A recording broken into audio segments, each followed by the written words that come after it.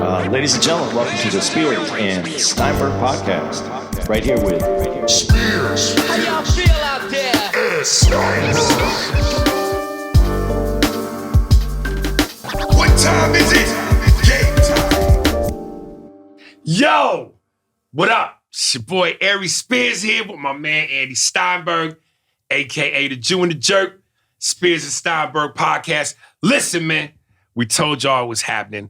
You might remember the same surrounding when we had Brother Rizza Islam on with the great queen, Erica Lachey, discussing, the vaccine versus the unvaccine. So now we back as promised, because I told y'all we was going to do some fine dining and have a special guest on a very heavy topic. So I want to introduce everybody to get this underway. But welcome again. Aries, Andy, she's a queen to be, a queen to be in forever. You know her, she's been on the podcast. Queen Kyla J. Lacey, back, baby. Hello.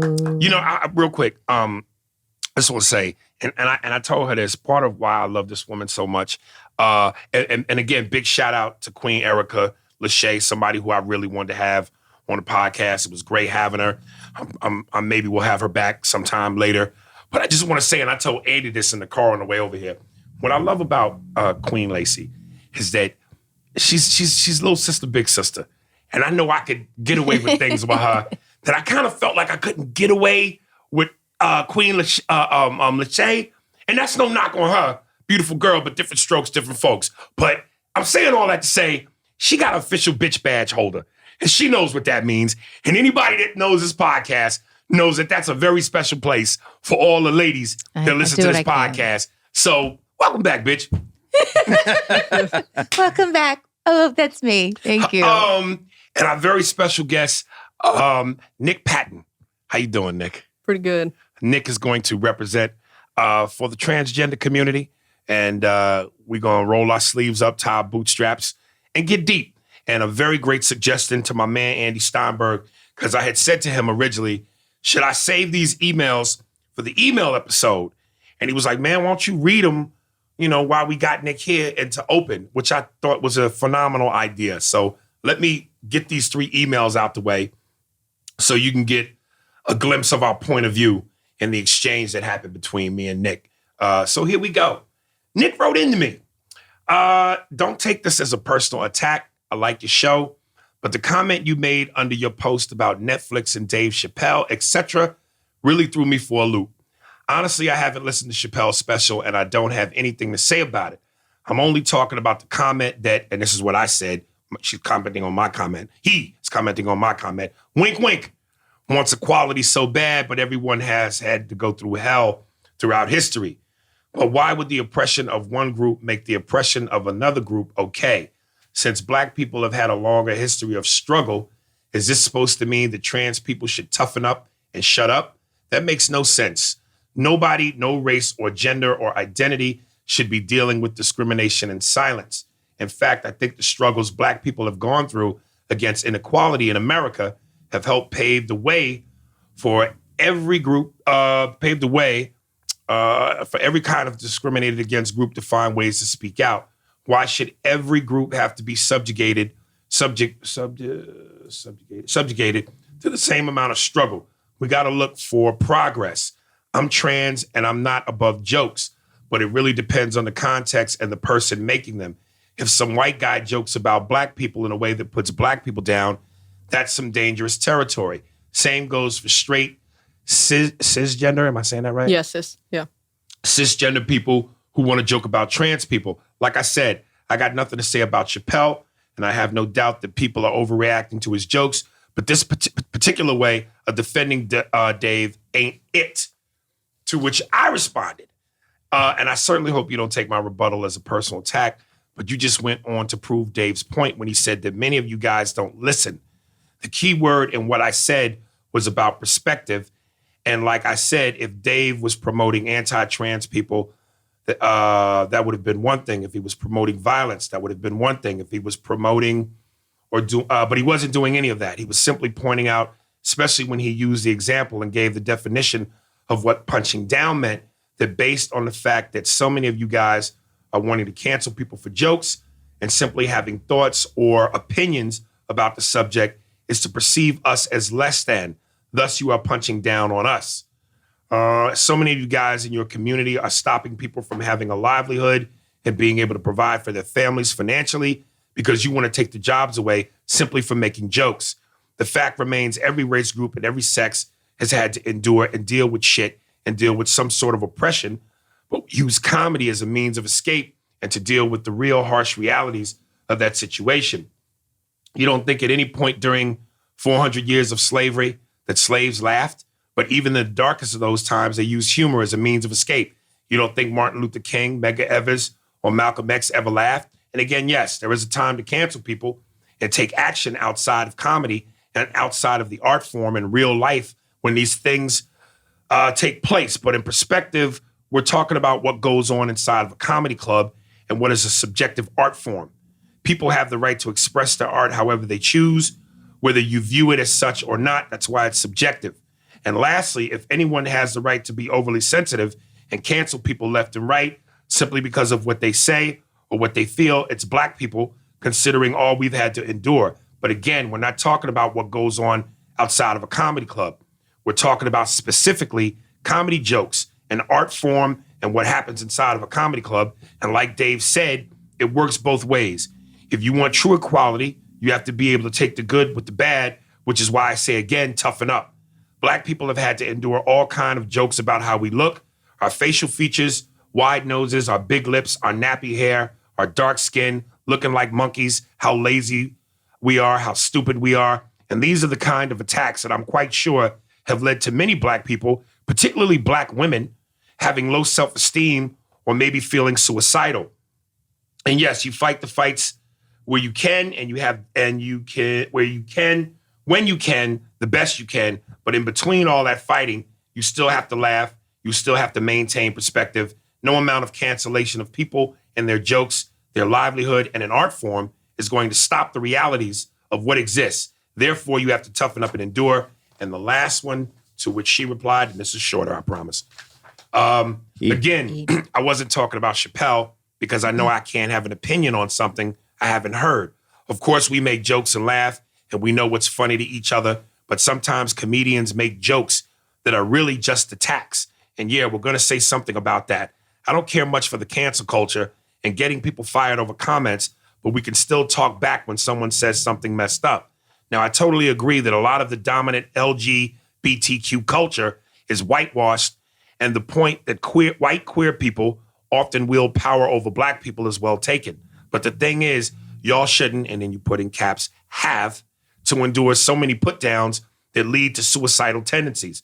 The problem I have here is that you're saying something like, well, we have a hard time, so should y'all. Nobody should. I don't want to see comedy as an art form I do want to see comedy as an art form protected, but sometimes comedians can say stuff that's so negative and offensive, it's not just staying in the comedy club. People form their perspectives on minorities based on the negative stuff. Trans people are getting killed. Black people are getting killed. None of that is cool. What I'm saying is this. Equality isn't y'all got to have it as bad as us. It's got to be, we should all be working to have it as good as the people who have been discriminating against us in the first place. Well Whoever said, wants Nick. to take the first? Because I got two things. One, the first thing you said was you didn't watch the Dave Chappelle special. And part of Dave's point is why I put the emphasis on the word, listen. And a lot of people in the comments in talking about the Dave Chappelle special said the same thing. You guys are proving his point because you're not listening. So that's one thing that grabs me off the top. And there was something else, but I kind of lost my train of thought. But go ahead. Anybody want to jump in? I mean, I saw it this morning, so it's fresh. Right. It was interesting, to say the least. Right. And it was really interesting for Dave to kind of say at the very end that he would no longer make jokes until he and the LGBTQ community could laugh together. And I thought that was really strange because that was like, you just did a whole hour. Because let's be real, not to say he didn't do jokes about other things, but the the majority of his set was about the LGBTQ community. So you did a whole hour about this community, and then at the end, but I'm done making jokes. Like, I mean, of course, because also at the beginning of the hour, you said that this was your last special. So, Which it ain't. He's just. well, yeah, but You said for a while, not last special. well, For for a a while, while. yeah. I mean, but it's the call to closer, you know. And then I think what was another interesting point was, the whole punching down thing. It's kind of disingenuous to pretend like we don't know the difference between, you and I making a black joke and Andy making a black joke. To say you don't know the difference is disingenuous, and it's kind of making your audience be a part of the stupidity. Like, you should know better. And I'm saying that in terms of, we all know what it's like to make fun of somebody outside of our demographic. We all know what that is. Whether that is punching up, across, or down. We know the difference. And to say you don't is crazy. But is that what you think he said? Yeah. Yeah. No, I didn't get that. I didn't Well, get no, that I'm at all. saying he was saying when trans people came up to him and they were quoting saying that he was punching down. Right. And what I'm saying is to even pretend like we don't know the difference, to say that that's not punching down, to go for a different demographic that is also marginalized as much or if not more, depending upon, it's different. Like I'm saying, if you made a joke about black people, it's very different than Andy making a joke. Okay. Well, it depends on where the funny is and what the context is. But you realize that there are jokes that you can say that he can't. No, I can't subscribe to that. Not in the art form of comedy. Now, outside of that, that's a different ball game. In the dojo of comedy, Okay. as a comedian, I wear that badge and I take that oath that comes before anything. Okay. And if what he does comedically, contextually, is funny, I can't denounce that. I broke that wall, and this is important. Okay. So that for me to be able to say this, I've broken the wall that you're talking about, not in mixed rooms, Okay. in black rooms. Okay. And to me, it's more important and the reason I'm saying this, if I was to break that wall in a mixed room, and this is where this is why it's subjective in comedy. Okay. If I did that and I broke that rule in a mixed room, now I've created tension between the room itself, because now we have black people looking at white people looking at black, and we're like, where do we fall into this? But in black rooms, You can say that joke. I can say that joke because now it's me. You saw me perform my art. Was it funny? If it was funny, we had laughter. That was the pass. But is that the same for you, Aries? Can you go in a mixed room and then that tension be created by the joke? Well, I'm a fucking genius. So I can go into any room and do what the fuck I got to do. But I mean, that depends on how strong your funny is. No, but I'm saying, he's saying that if he were in a mixed room as a Right. white man or Yes. as a white presenting man in a mixed room doing a joke about black people, that it would create some sort of tension. And I'm saying you as a black man going into a room with a mixed, diverse crowd, would it create that same tension for the For same me? joke? Yeah. There's always tension in comedy, though. Yeah.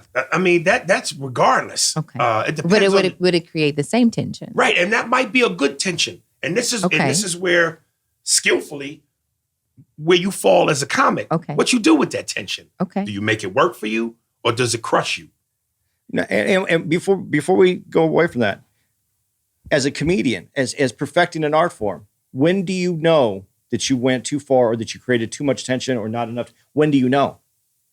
I don't know. You when know do- after when do you cross the line. Okay. So and this is where, as a comedian, before we go any further into what we're going to talk about, we don't know until we cross that line. And Okay. preventing us from crossing that line, you're taking away what could be something that communicates something great, because we don't know until the line's crossed. You have to allow comedians. This is their job since the dawn of time, is to be able to cross that line. And let me just quickly quote two of the Okay. greatest comedians as far as I'm concerned in my book. Everybody knows my affinity for the late, great Patrice Yeah. O'Neal. And he said, look, man, comedy should be 50-50. 50% of the people should be laughing. 50% should be horrified. And Dave Chappelle, you don't know where the line is until you cross it. So sometimes you got to cross it. Okay. And I'm going to throw the white dude in there, George Carlin. Yeah. Your job as a comedian is to know where the line is and intentionally cross it. because you can't make good comedy until you try to take it beyond what people are already doing. You have to be able to do that. And just like in art form, you've seen artists who might have come out at one point in their career and no one liked it. But as we grow, as the art form changes, that all of a sudden is But was that art form offensive to people? It may have been. In terms of, okay, and I say this because nudity was offensive to people at one point. Yes, but nudity has also been cyclical and I agree with you, but I'm just you said it. So Was it offensive? Yeah. It could have been. No, I'm saying, but nudity has always been represented in our society. And at some point throughout history, nudity has been represented. So, I mean, you can just look at famous artworks. See, here, Shout out to the honorary nigga George Carlin, aka Larry Bird. But I want you to get in on this because you've been quiet and you're our guest. So please, let's. I can see that you want to add to this. See, there is definitely a worthy point to have about the discussion about like what is punching down. But to a certain degree, that is not really the main issue here when we talk about the things that Dave Chappelle said. Because if a transgender person came up on the stage and said some of the things that he said, it would still be a problem. It's not the point problem for who? For transgender people, because it's not the ultimate issue is not about punching down, and it's not necessarily even about being offensive. It's about spreading false ideas, misinformation, and misconceptions about transgender people. And that's the essential actual problem here. Now, I agree with you really on the aspects of comedy where I don't think that any person on the basis of their identity should have to limit what subjects they get to talk about. But then there comes that question of like, well, do you know what you're talking about? Are you accidentally saying things that really put a total misconception into people's head? And so in this case, like, I think the most egregious thing that Dave Chappelle said was his bit on the TERFs, where he said, well, he admitted, like, I didn't know what this was, and I had to look it up. And then he gave an intensely oversimplified definition of what a TERF is, and say, well, they don't hate trans people, they just think this. TERFs are a group. They're a group that are active. There's various different groups of people that we would call TERFs who do things actively to hurt trans people, leveraging different legislation, from actually harassing them. And so for him to say, I'm a TERF, without him actually knowing what that is, and painting it as like, just a little bit of a misunderstanding or is just a little bit of a disagreement in ideology, that's just not true. And that's the real problem here. Okay. In that being said, then, when the cancel group came out to attack him, why wasn't it specific? Because in any kind of movement, and this is a movement, it is a movement because, and the reason I'm going to say it's a movement is because it was unidentified to the general public. And now we are identifying what trans is to the public. Okay. So that has to be a movement to make people understand, correct? Would that be, I'm not saying it's like a movement that we're changing. I'm just trying to say it does, because it's interacting with people that didn't know. So when you brought it to that point, what you just said, what a TERF was and why that was offensive to you, there is no conversation to Dave. It was just Dave needs to be canceled. Why wasn't that explanation put out where someone could go, okay, now I see, now we have a starting point. Why is the first intent, though, we need to remove this person? So let's talk about what this cancel group is and what I've actually seen going on. So as far as people on Twitter, as far as the Netflix employees, as far as different LGBTQ, oh my gosh, I can't even say it. I'm a horrible representative here. As far as queer groups are saying, the only group that has actually said we want to see this removed from Netflix is the National Black Justice Coalition. So not the Netflix employees in their official statement. They weren't asking for him to be canceled. The people I'm seeing on Twitter, the YouTube videos I'm seeing from trans people, most people aren't that interested in seeing things censored and removed. We're responding. And if you actually look at people's responses, trans people and non-trans people who are allies are making videos about this stuff. And so there's already videos out there about what TERFs are. There's already articles out there about all of this. And Dave said he looked it up. So, that's what kind of confuses me. Although I do understand the point. When someone is uninformed and they begin to speak about these issues before they've done, hours of research, which I understand, we all got jobs. We got work to do. We can't research into every single little thing we talk about. And so when someone misspeaks or doesn't quite understand the depth of what they're talking about, then there is that, you're transphobic. And there's that, automatic silencing. And so I understand that point, but there's also the dynamic that Dave has been saying these certain things for years and years and years, and people have been criticizing him for it.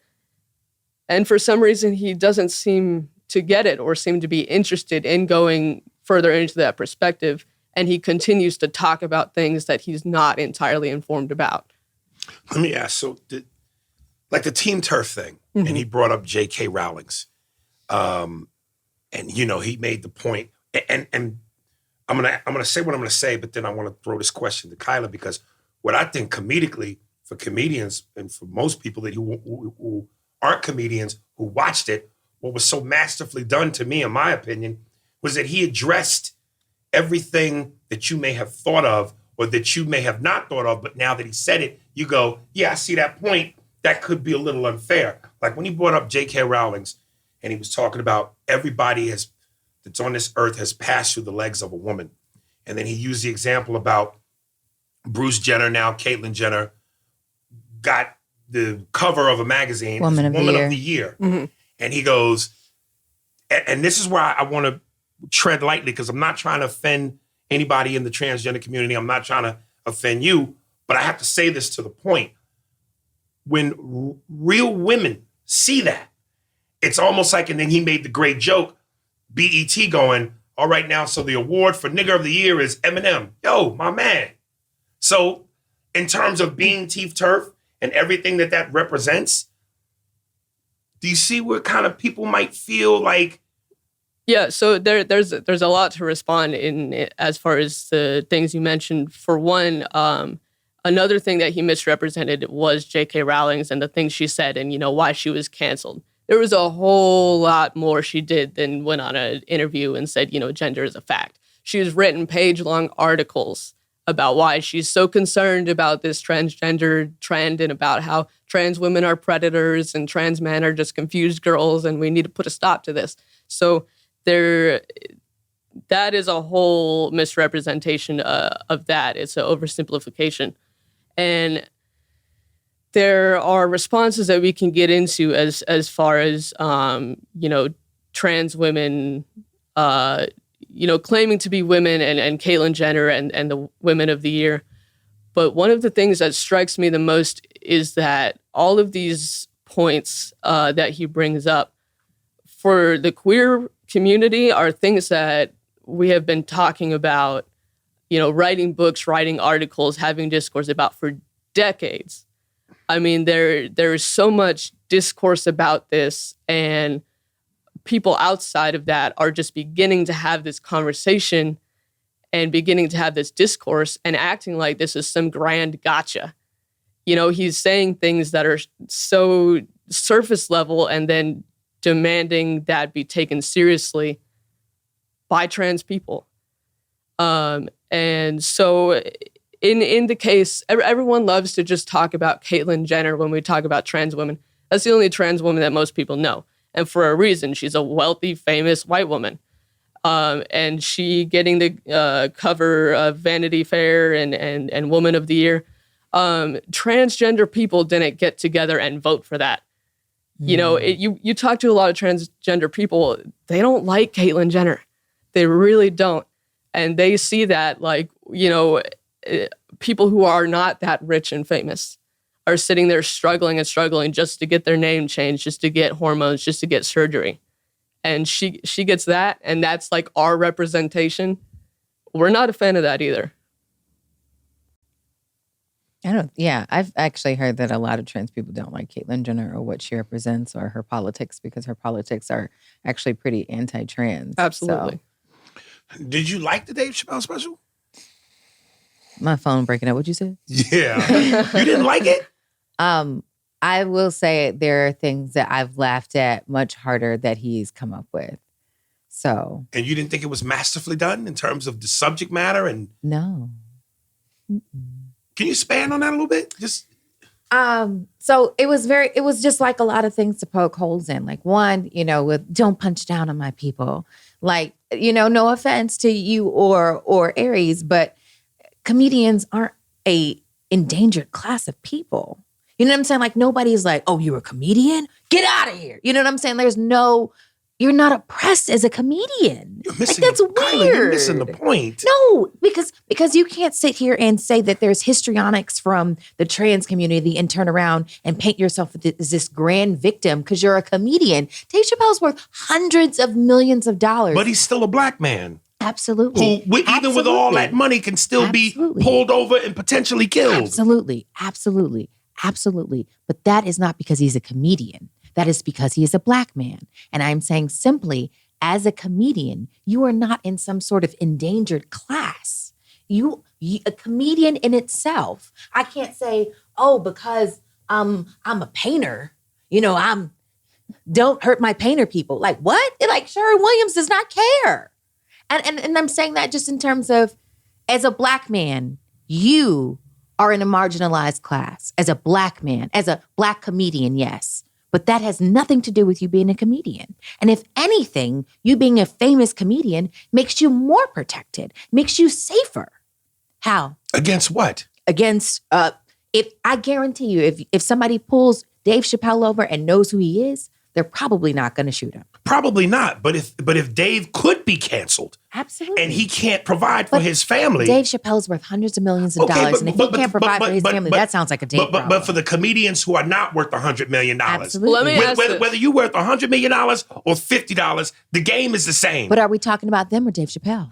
But at that point, we're talking about that. I don't think that matters. If Dave can be canceled, then the little man can be canceled. Okay, but Dave was not canceled at all. Wait a minute. But if the little man can be canceled, who is not Dave Chappelle, then how does he pay his mortgage, his rent, take care of his family? How is Dave Chappelle canceled? You know what? Dave is being looked at as the one guy who's uncancelable. Okay, but you just said if he could be canceled, you and the jury's out on that. And the jury's out on that. Okay, but in his the film, his film that he has been disinvited on the new film that he's releasing. So is that not a form of cancellation? No, it's not. Is his show still up? I watched it this morning. No. That's not what I'm talking about. His film. He made a film. Okay.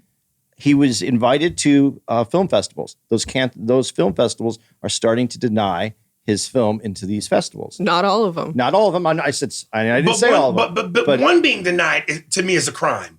If you were already...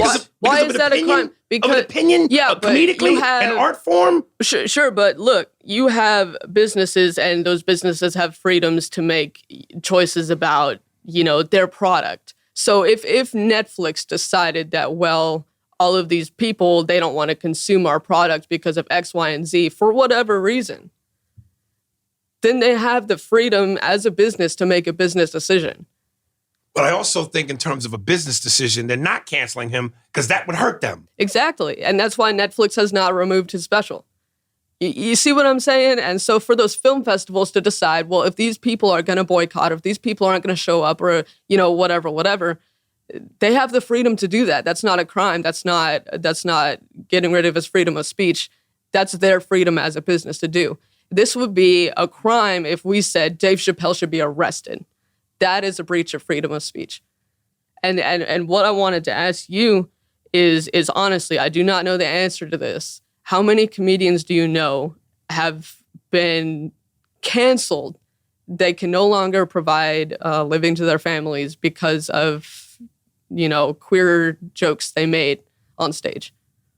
I don't personally know any, but I'm a loner. I don't have a lot of comedians in the comedy game that I can say is my friend that I'm cool with. But the idea that you can be canceled for an art form, a subjective art form that really isn't hurting anybody, but your feelings, is preposterous to me. So here's what a lot of criticism is going around, that there is not even such a thing as cancel culture, really. That is a kind of boogeyman, because, Dave Chappelle, as much as Dave Chappelle and people defending him are saying he's canceled, he's really not at all. His special's still up. He still is going on tour. Various film festivals still are showing his films. And you look at other people who have been canceled and they're still doing well. The person who has been, if anyone has been canceled, is Milo Yiannopoulos, right? I mean, he has been the subject of so much hate. He has been through a really rough patch. He just got an engagement at Penn State University this week to talk. So who can anyone bring up that has actually been put into financial permanent ruin from cancel culture? They might lose a few gigs, but you can't look at when someone sees the art form you put out there and they put out criticism and they say, this is doing and more than harm to our feelings, because it's not just about feelings. It's about perpetuating those myths. It's about providing people with arguments to say, well, you guys are all just too sensitive and there's not really any discrimination going on. When people criticize that and have a response to that, you can't just say, well, this is cancel culture. Y'all should shut up. But isn't this the moment to have the conversation, though? Because this opens up the door to conversation, which wasn't here before. Because when you have someone like Dave Chappelle, who is internationally known, a big presence, and he has a form, now we're having a conversation. But see, in the case of Dave Chappelle and what he did, was not a conversation. That was a monologue. No, but now there's an incitement now for a conversation that many people weren't willing, didn't even understand that they needed to have. At one point you say, we're talking this way about Dave Chappelle when it was who's the singer that got in trouble? Just went to baby. Just got in trouble for peeing on girls. R. Kelly. R. Kelly. When Dave was talking about just got in trouble. That was a long time ago. Yeah, but he just finally went to jail. Okay. When Dave spoke about R. Kelly, people started complaining that he was normalizing what R. Kelly's doing, because now he's talking, even though he was making jokes, he was making fun of R. Kelly. We were normalizing it because he brought it into just a conversation. So in one moment it's conversation, in another moment it's hate speech. I think there's an oversimplification of saying bringing something into a conversation and making a joke about it are synonymous, because they aren't. They aren't. Well, when we make jokes, so as a comedian, we go to a certain, we go to a room. That's the hope, but that's not the same thing. But we also go to a room to do this. Okay. You come to see us. Mm-hmm. You pay for a special. Mm-hmm. You're asking to see this. Right, but I'm saying I'm not disagreeing with any of that. I'm saying starting a conversation and making a joke are not always synonymous. They're not. Everything starts a conversation. Okay. Everything incites a conversation. It just depends where you want to take the conversation. That's an oversimplification. But this conversation is, hey, that's offensive. So he has started a conversation. The response is, hey, here's the problem with that. So what's the problem? Because it's getting lost, and the conversation's getting lost in just the way that it's being handled. Who's handling it? Now, as you just said, the one group that you said called out for cancellation, and then the Netflix walkout was two different things. Both, I didn't agree with those. Now, do I agree? The question that no one's asked me, you guys have went through this, did I agree with Dave 100%? No. And that's why I look at it as a conversation, because I could actually have a conversation with Dave about this. But you're not affected by Dave's jokes like that. I'm not affected by Dave's jokes like that. I think the idea that when you talk about, when you say those words, affected by jokes, that whole concept is ridiculous to me. Okay. It's no, whether it's jokes or whether you pay money to go see an action movie and see Arnold Schwarzenegger as the Terminator shoot up a police station. Okay. You should be able to separate what is jokes and what is reality. So how do you feel about This is blackface? entertainment. How do you feel about blackface? Well, I'm going to be honest with you. depending again on the context. Frank Caliendo, one of the No. You can't say context and then say no, everything's free game. I can say context because context is this. The great Frank Caliendo, one of the greatest impersonators ever. Okay. He was a regular on Fox Sports up there with Terry Bradshaw, James Brown, and some of the other guys whose names I can't remember. But he would be a weekly panelist on that show.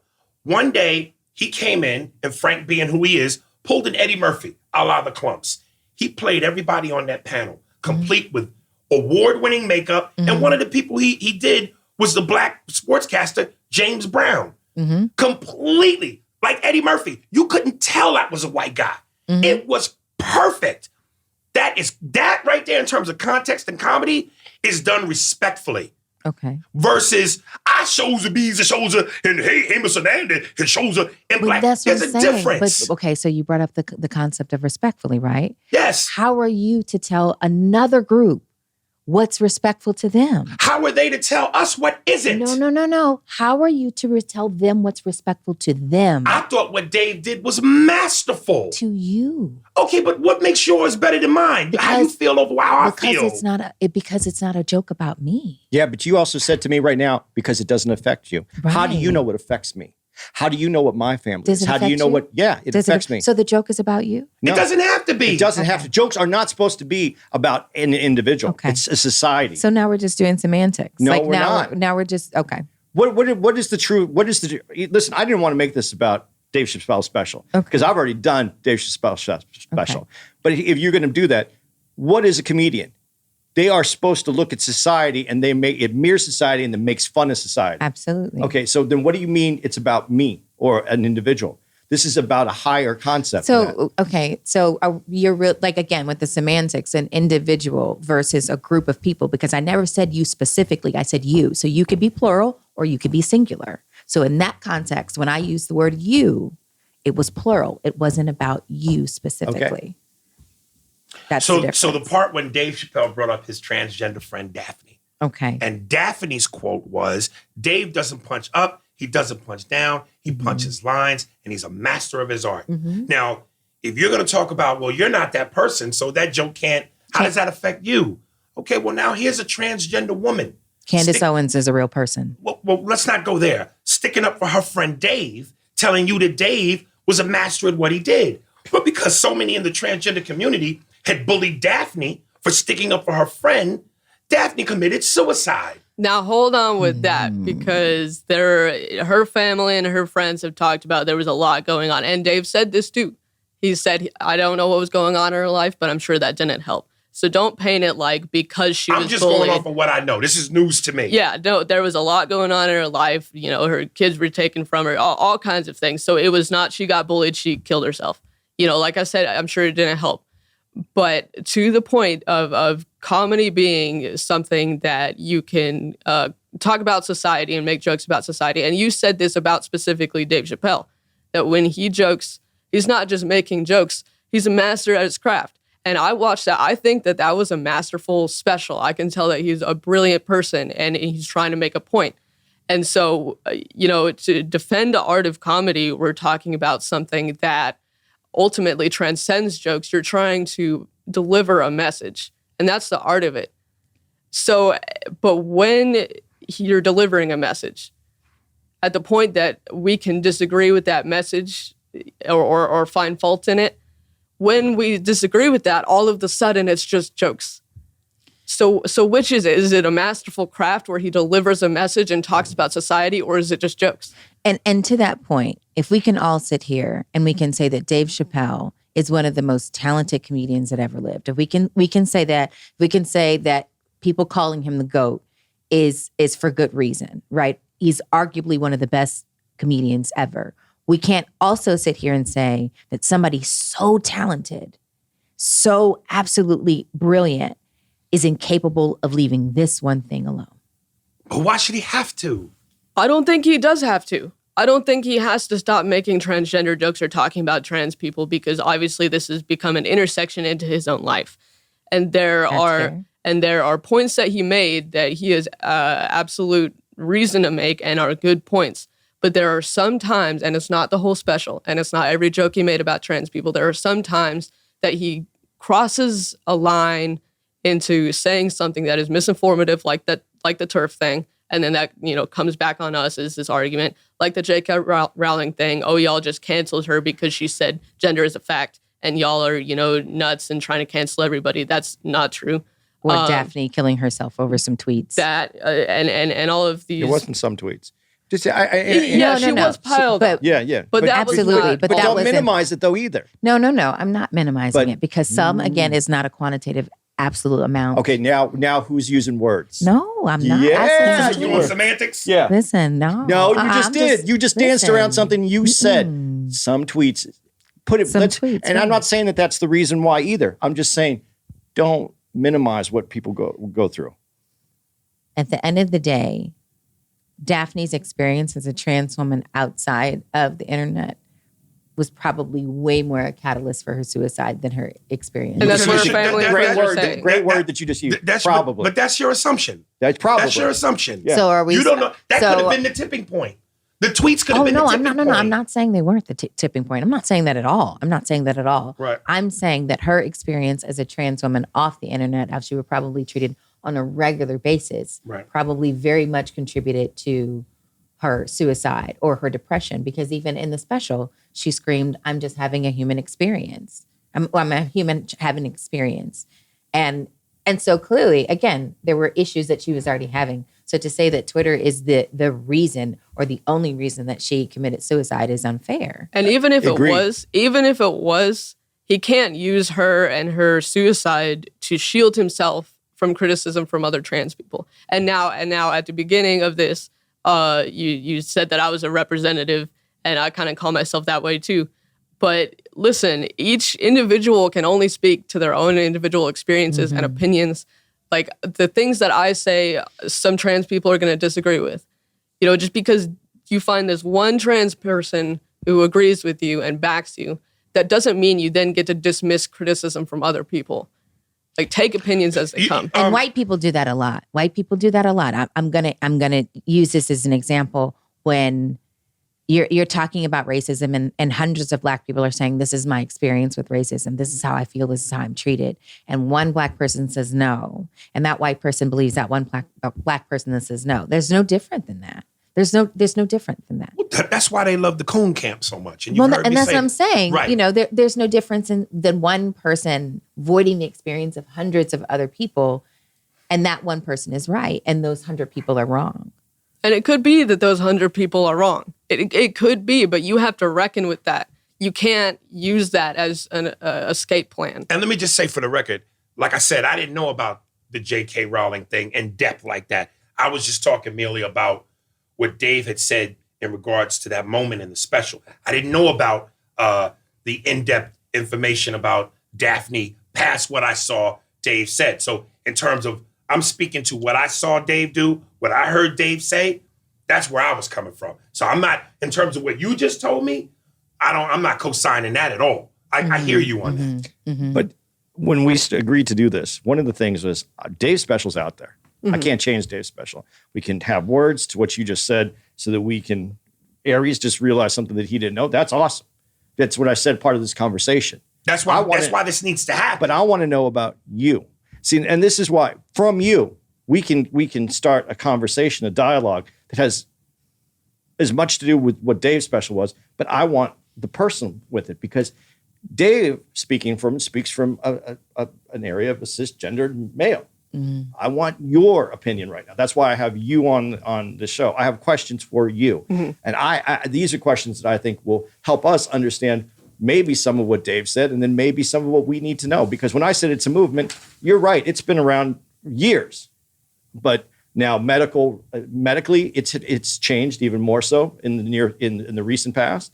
Is that correct? Yeah. So this conversation needs to be had because this is moving faster than our minds are moving. And when I say minds, I meant plural. Well, because there was an S there. I know, but I know. I'm just messing with you when you're you. But I do have questions. Now I have questions for you. When did you know that you were different. Not anything else, just that it wasn't comfortable. And I don't need to know specifically where you went with it, but that you just felt like something was not you. I mean, from the earliest time that I can remember, the most distinct thing that stands out to me is being uncomfortable in all female spaces, in places where only females were supposed to go. You know, like girls' sleepover, girls' locker room. And this strange sense, and at the time, the only word I could place to the feeling at the time was that I felt gross. I didn't know what that feeling was.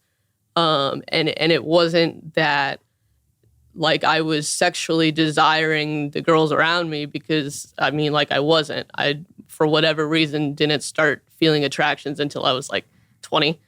But looking back on that and trying to understand and even how I feel now in female spaces, it's this feeling of like I am involuntarily impostering a woman all the time. People are looking at me and like, that's a woman. And like, I'm not supposed to be in these spaces.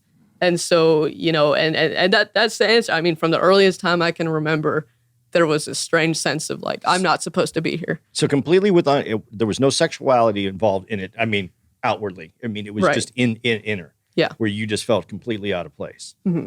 Okay. So in taking that completely out of place, and when you hear gender is a fact, what does that take you to, and what would you like people to understand from that statement on how you feel about it and why or why not that this is true? And I'm sure you could give both examples of why it is true and why it isn't true. I'm sure there's some parallel in that. Can you do that one? That could become such a long conversation. There is a kind of straw man argument that people paint. Well, transgender people don't think that gender is real, or they all think that gender is like a made up social construct. And some people kind of talk like that, but that's not the prevailing conversation. It's like, I think gender is real. If you say, if this were removed from all the politics and all the people who like to say gender is a fact, I would say that gender is a fact. I would say that is a combination of social factors, of biological factors, and of psychological factors. But usually when people say gender is a fact, they say it in a way to make it sound innocuous and obvious so that the people listening to them, well, they're going to agree with them. But everyone knows that what they mean is that your chromosomes should determine what kind of life you live. There's a lot but underneath that statement as to what the person who says that, like, you know, J.K. Rowling says. There's whole articles that she writes to describe what she means. So when she says gender is a fact, she means trans women are predators. That's you know, underneath that statement. Can you expand on what J.K. Rowling said that makes that statement? Because I can tell when you say that, and you've said it 3 times now, that it's an uncomfortable and almost painful look in your face when you say it. What was it that she gave, that she said it to, that how she said it, that it defines why she is this person that needed to be removed from the conversation, what she was saying? How, explain it to me, because I don't understand it. So I would like an explanation. So a common argument is something that Rowling is perpetuating, and a turf argument is basically that trans women are men who fetishize dressing up as women. They get off on it sexually. They want to make women feel like they're safe people, because normally women, you know, they see a strange man, they get kind of nervous, but they see other women and like, okay, that's a safe person. They can be in this space, they can be in this bathroom, they can be in this locker room. And so when, you know, this man who fetishizes dressing up as a woman and wants to attack women, dresses up as a woman, that's like his way of making women put their guards down. It's trickery. So that's the perception of trans women that Rowling is painting. And she's painting with a broad brush. They all are those. She kind of goes back and forth, and she'll say, you know, I have transgender friends. And, you know, she kind of uses that as a shield. But then on another sentence, she says, well, we need to make sure to keep women safe from predators. And then it's kind of like, well, you're calling for legislation or you're calling for gatekeeping that would really block all trans women and that do paint all trans women as this. You can say all you want, I have a trans friend, or, I want people to live their lives. But then on the other hand, you say something that does paint people with a broad brush. Now, if I may, and I want to say, based on everything you said, I totally support that. And the legislation and saying that predators and all, I don't agree with any of that. So again, if that's part of where J.K. Rowling was coming from, then I denounce that. What I want to go to is simply what feels like an attack on people, straight people, who are being attacked for a feeling. And I'm going to that to say this. And this again, you got to forgive me, Nick. This is territory for me that feels like landmines. I definitely want to be respectful, but I want to be honest in my feelings and my questions. So if I say something wrong, please don't be upset. But when I use the term real women, biological women, when transgender women call themselves women, and this is part of why I want Kyla here, even though I kind of feel like I know what Kyla's going to say, but I also know from me doing this on stage and hearing the responses from real women, this is something they're passionate about.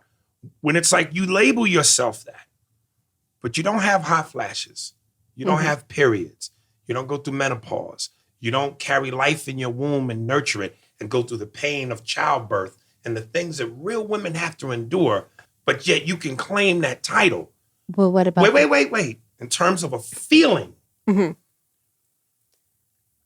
your opinion, is it wrong for maybe real women to be bothered by that? So when you're having these conversations, and if you want to have them, I understand you don't know all the terminologies, and I don't want you to feel like you're stepping on landmines. So the word cisgender, and you mentioned that. Is that the right word? Yeah. So when you're talking about trans women versus not trans women, the word is cisgender. Okay, cisgender. So then you have to ask the question, well, is womanhood having a period? Is womanhood, giving birth? And once you establish that as the basis of womanhood, then you get into all kinds of trouble. All right, what about women there are women born without reproductive systems. There are women who don't have periods.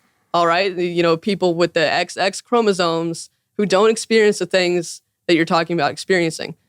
We know white tigers exist, but I well, hear listen, look, I mean, they're going to set that as a rule. And listen, I'm not saying, and no trans woman is saying that they're the same as a cis woman. They're very aware of the fact of the differences. But are they? Yes, Yeah, I Because think- 100%. I've seen interviews where there have been transgender women who fight that tooth and nail. They're offended that you wouldn't call them cisgender. No, they're Real saying woman. they want a real woman because you're putting this Real woman, category. right, they're upset And that you won't call them real women. Here's the problem, because the phrase real woman, I mean, what does that even mean? People will throw the word real woman around. They look at a skinny woman. Real women have curves. That's meant to be as an insult. That's not an objective thing. Well, you have to ask. No, you have to ask. What does real woman actually say? Let me What use is this that? analogy. And if I go and buy a Ferrari, I need the things inside the Ferrari that make it a Ferrari. The parts, the pieces, the things that make it go from 0 to 60 like that. The things that make it in terms of maneuvering capability to cut corners.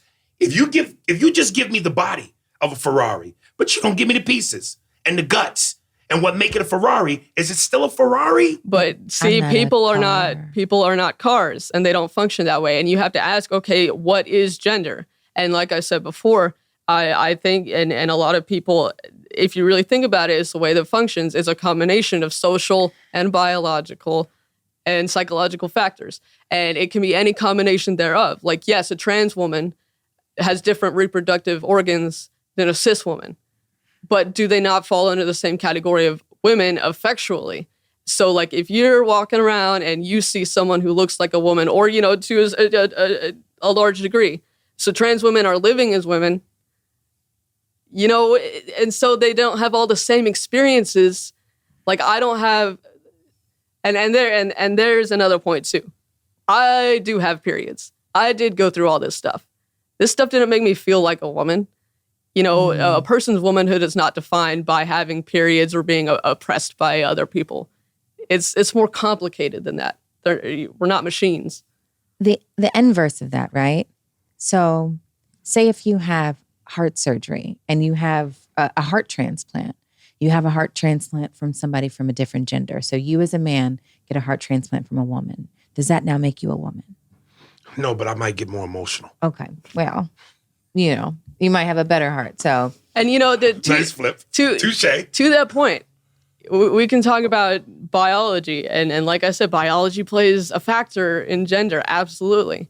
And you have to ask, okay, if I'm going to say that gender is only biological, so which part of the biology makes a person a woman? Is it being born with a vagina? Is it having the XX chromosomes? Is it the hormones? Is it the brain? There's so much. And so for someone who's on hormones, and now, you know, estrogen does make you more emotional.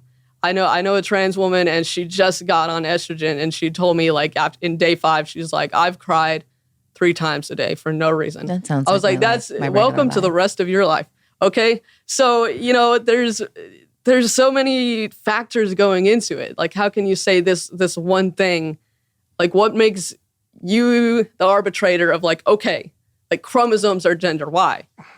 You know, genitals are gender Y. Hormones are gender Y. Like, it's all of these things, and it can be something different for every person. And I brought this up on a different podcast, but like I said, I think we can understand the science of people being intersex. We can understand without a doubt that there are people who are born with multiple sets of genitals, but we can't conceptualize that they were born with the wrong set, you know, to them. You know, does that make sense? And it seems to be very little known that this goes on. You have to think about it. Your chromosomes get determined, you know, upon conception, like sperm meets egg. That's your chromosomes. And you got 9 months for something to go wrong. So after a few weeks, you know, hormones or whatever signals determine what kind of genitals you form. And there are syndromes that people have where, say, you're born with the XY chromosomes, which would indicate that, you know, you're male. That you're male. And then the XX chromosomes that would indicate that you're female, but then something goes wrong and you form a male body. And this, I'd stumbled upon this, and this is not a joke, I'm not making this up. This particular syndrome of having the female chromosomes but a male body is called de la Chapelle Syndrome. You can look that up. It's real. And so there are trans women, you know, that born with penises, you know, you would think, okay, that's a biological male. And then they feel something is wrong within them in their body because the brain knows what's wrong with the body. There's a reason that trans people have these experiences. And they transition and, you know, sometimes people go check their chromosomes. People aren't normally checking our chromosomes, right? And then they find that they have a woman's chromosomes, right? It's more complex than, okay, you were born a male, you were born a female. You don't know what's going on in a person's body. What is it? It's called, I think it's a community in the DR where at around 12, the boys turn into girls. Like, it's a real phenomenon called, I think it's like dosis huevos, which is like growing balls at 12, I think it's what it's called. But it's a real thing that these boys, when they get to puberty, they completely shift genders. No, ask me. I'm saying, but that's a real thing. That's a real thing. Have you heard of that before? I haven't heard about it from the DR, but I know that there is. I could be wrong in the location for sure. Well, they have developed where like testicles don't drop; they're inside, and so But so I know medically what you're saying. I'm still want to keep this on a personal level because I know we can get into medical, and I don't have medical books behind me, and I'm not smart anyway.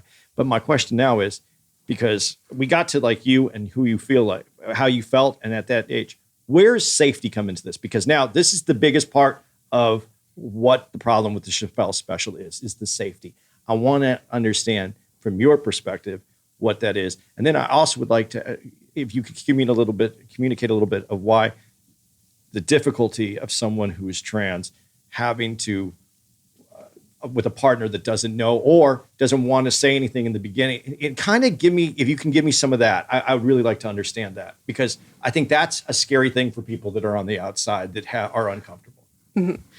As far as my personal safety, it has not been a huge issue. I'm a middle-class white person, so there's not as much risk, say, as being like a Black trans woman who make up the vast majority of murders.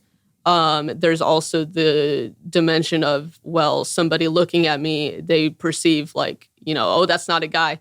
Well, there's a whole archetype of, the butch lesbian. So, there's a degree to which somebody's not going to look at me automatically and be like, that's a trans person. So there's a lot of, privilege that I have that I don't necessarily feel unsafe walking around in public. And do you feel that there's more of a safety being a trans man than there would be being a trans woman? Like trans women are more likely to be attacked. Statistically, yes, trans women make up the vast. Black trans women are the vast majority of the murders, and that is a whole debate. And there are a lot of trans guys who don't like this debate because I read stories. People, trans guys do get attacked. Yeah, absolutely. It does happen. Brandon Tina. It just seems, statistically, just looking at the numbers, it does seem safer to be a trans guy than to be a trans woman. Yeah. And as far as physical attacks being that dimension, which is the most serious, and of course you don't want to diminish that in any way. But then as far as just general discrimination and the way people treat you and the way people talk about you, it's different kinds of stuff, and everybody gets it from all sides. So when we're talking about how this special affects me, like, I did not have to watch this special. I know where it lives. People said he made a bunch of trans jokes. I don't have to go watch it. But then the fallout from that is I'm scrolling on Instagram. I listen to y'all's podcasts. You've posted something about it that seems hostile. I'm scrolling Twitter. All these people are talking about it. YouTube, all these people are talking about it. I'm at work. Somebody comes up to me, like, hey, see those people trying to cancel Dave Chappelle, and so, and that is kind of like the fallout from that. It's not just that one guy said something on a stage. Why would I care if one guy says something on a stage? It's the constant, daily, persistent negativity, and it has a mental effect. And it's not just like I said, it's not just one person said this. It's daily. It's almost constant. So when you say that, though, the Dave Chappelle special, or whether it's this or that, the consistency in terms of what it is what's getting to you. Yeah, to a degree, and because it becomes painted like, well, trans people are in an uproar. But when I go on Twitter or I'm on Facebook or just, seeing general discourse, it's more like the people who are on Dave's side. That's what I'm seeing the most of. And it's people painting this boogeyman of what trans people are. Oh, like they're victimizing us. And sometimes this gets played into this weird dynamic where somebody is scared of offending me because they think that we're so after their jobs that at that point they begin to discriminate against me and try to get me away because they're scared of losing their jobs, because it has been drilled into them, social media, people saying, oh, cancel culture, these people are canceling. When it's hard for me to even find trans voices talking about this. Well, cancel culture, though, before we go further, it wasn't exclusive to the trans community. I mean, people have been canceling people for whatever reasons, or attempting to cancel people for whatever dislike or miscommunications that have gone on, or sexual liaisons that are happening in entertainment. We all understand all that. So I don't want to put cancel culture on the trans community. That's not where I wanted to go with this at all. I do feel, and I've said this on our podcast, I think this is beyond the trans community. This is when I see some of these efforts, I think that they're motivated by maybe good-hearted people, or people who think that they have a good heart and want to move an agenda for someone else. I know that I do a lot of jokes about my son who is autistic, and I get people coming up hating me after the show, thinking that I'm making fun of that community, which if you listen to my whole set, that's not what I'm doing. So I understand there's people who are motivated by wanting to do right. Mm-hmm. And I think sometimes those are the people who actually cause some miscommunications from other communities in causing. And that's those kinds of people, I think, are the people who most would benefit from actually listening to Dave Chappelle's special and his points. Because a lot of his points is, well, y'all are outraged about this, but not this. And why? Like, why are you guys picking and choosing, just because socially, like, this is the thing to be outraged by, and you're not paying attention to, Black suffering as much as you want to pay attention to, white gay suffering. And that gets platformed that way. That's an excellent point. And the people who are usually not queer, and they want to be that conscious, that socially conscious person who wants to try to speak for trans people and cancel on behalf, like, yeah, they need to listen. But then this gets painted and all thrown onto trans people. Like, trans people, y'all need to listen up because this is what y'all are doing. Is it? So I don't know if you saw the footage, but there was a guy, I don't know if this was in front of Netflix, but there were a bunch of people protesting about Chappelle's special. And this one guy shows up with a sign that says, "I like Dave." And someone in the crowd that was obviously for the LGBTQ community, transgender, took his sign, broke it, gave him back what was now a stick, just a stick, a sharp stick, and then screamed, "He's got a weapon."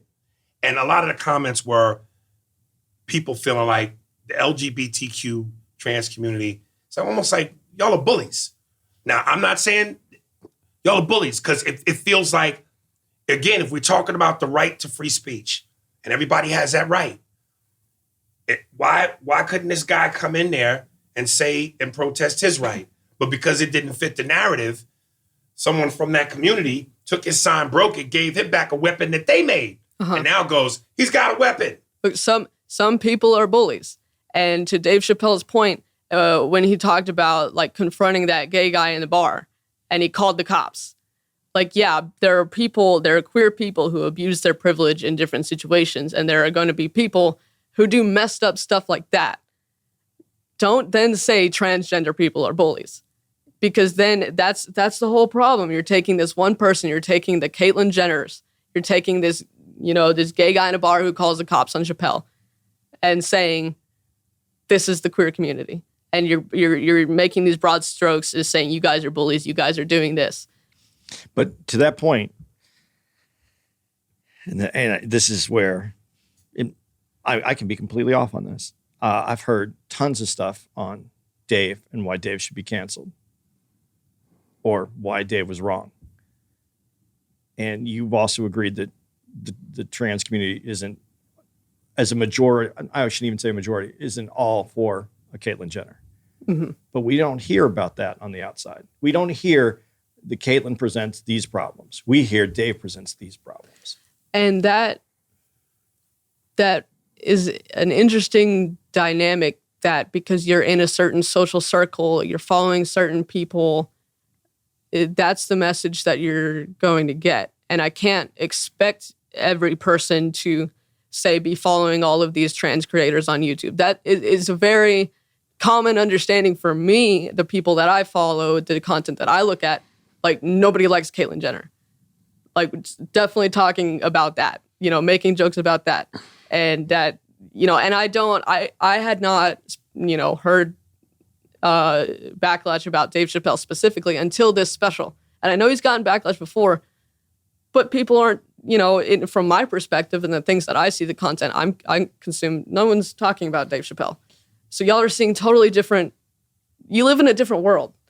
And at the same time, Andy, it's not like you can expect Dave Chappelle to be an expert on the trans community either. No, I'm saying, so like, if that can't necessarily be who you look to understand somebody else's experience. No, but that's not even what I'm saying. I'm saying when the fallout happens, we hear Dave is the bad guy. Mm-hmm. But I haven't heard anything about Caitlyn being, really, she didn't represent well. She doesn't represent well. Like you've said, she speaks what she speaks for.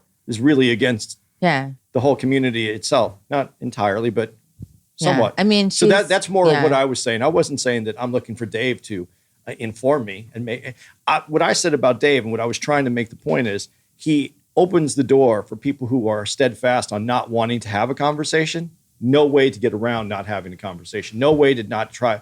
I shouldn't say no way, because we've proven in this country we can go a long way. Well, on no and I way. see, here with you guys, yes, it's opened the door to conversation. And like, I 100% appreciate and respect that. But that's not the majority of what I'm seeing. I'm seeing people using Dave's situation and the supposed canceling as further confirmation of the things that they believe and they have to say about trans people. And I think the most telling thing about it is that, absolute right-wing conservative white people who would never admit that, white supremacy and white privilege exists, which is really the main explicit point of what Dave said was about his special. He says explicitly, I don't have, my main problem is not with transgender people, it's with white people. And all of these conservatives are missing this, praising Dave, saying, go listen to him. They don't agree with what he's actually saying. They don't agree with Dave. But most... Well, I was going to say, it's not that the conversation isn't happening. The conversation about trans people has been happening. It's just not including trans people in the conversation. Yeah, but that can be said easily, and you're right. But the conversation in mainstream America wasn't happening the way that it needed to be. This is not happening with no, mainstream that's what I'm America. saying. Yeah, exactly. we agree that. But okay, go ahead. Here's my thing. Listen, in a beautiful, perfect kumbaya world, it'd be great if we could have these conversations. And once these conversations are over, we all go our separate ways going, man, I understand better. Or maybe I feel differently. Man, I got a different comfortability now. But this ain't reality. And all I'm saying is this, and this is my question to you. If we're willing to sit down and have the conversation and have an open heart and an open mind and listen, really listen. But at the end of the day, when it's all said and done, am I still entitled to my feelings?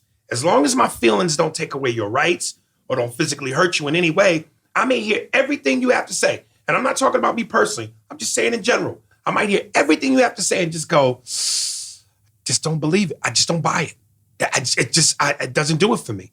I'm not comfortable. I don't agree.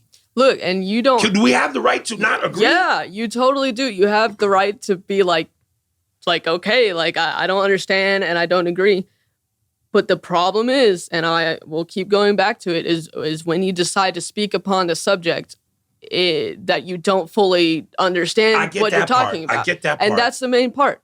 It does not affect me if you personally are kind of like, oh, trans people are kind of weird. That's fine. And people are having this conversation about Chappelle, about like whether he's transphobic, and to using the word transphobic to mean like, does he hate trans people? I don't care. No one cares if he hates trans people. It does not affect us. Okay. It's what he says that perpetuates misinformation. Okay. So as long misinformation, I totally understand because that's important. But let's take misinformation out of it. And we just strictly talking about jokes. We talking about an art. And this is where it gets subjective. When Dave did that part in the special where he was trying to go, and what made this funny to me is because for people who might not be comfortable or for people who might be stand their ground in their beliefs, when he was trying to describe pussy versus non-pussy, cisgender pussy, and he's going impossible pussy. And he used that like the food, impossible meat. And he goes, it's, know what I mean? And then he cut to, that's not period blood, it's beet juice. I thought that was fucking hilarious. That he described artificial pussy having beet juice. Comedically, now we know that's not the case, but comedically, I thought that was fucking hilarious. And look, is that offensive? Not necessarily. That can be funny. But here's the way that it becomes used. And I'm going to, pick on y'all for a minute because I listened to y'all's episode dissecting that and that bit that he said, even though he prefaced it by saying, I'm not saying that trans women aren't women. And then he makes this joke. And then this launched y'all into a very long conversation about whether trans women are women. And that becomes the problem. It's how it's couched. It's the implied. But this is what I'm saying to you, and I'm not saying whether it's right or wrong. I can't say whether someone's beliefs are right or wrong. It's their beliefs. If someone believes it, even with the explanation that you broke down about cisgender, am I saying it right? Cisgender, yeah. And the body parts, and some people born this way, and if someone just goes, I'm just not buying it. I don't agree. Should they be vilified? Not necessarily, but here's the way it was contextualized. I'm Team TERF. I got the Team TERF thing. All right, but here's, you have to take the special as a whole. He says this here, and he says, if he got up there and, as a bit and said this beet juice thing, like, no, I don't think that would be offensive. But when you say I'm Team TERF and you're talking about extremist groups who work to hurt trans people in real visible ways, and then you say something that undermines the validity of trans people, or seems to, or would inspire the conversation that does, then that context becomes like, ugh.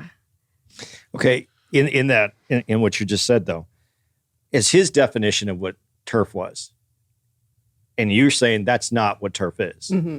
And his definition is how he put it is, and I understand we're getting to be, now we are getting just very detailed on how we're going to cut this up.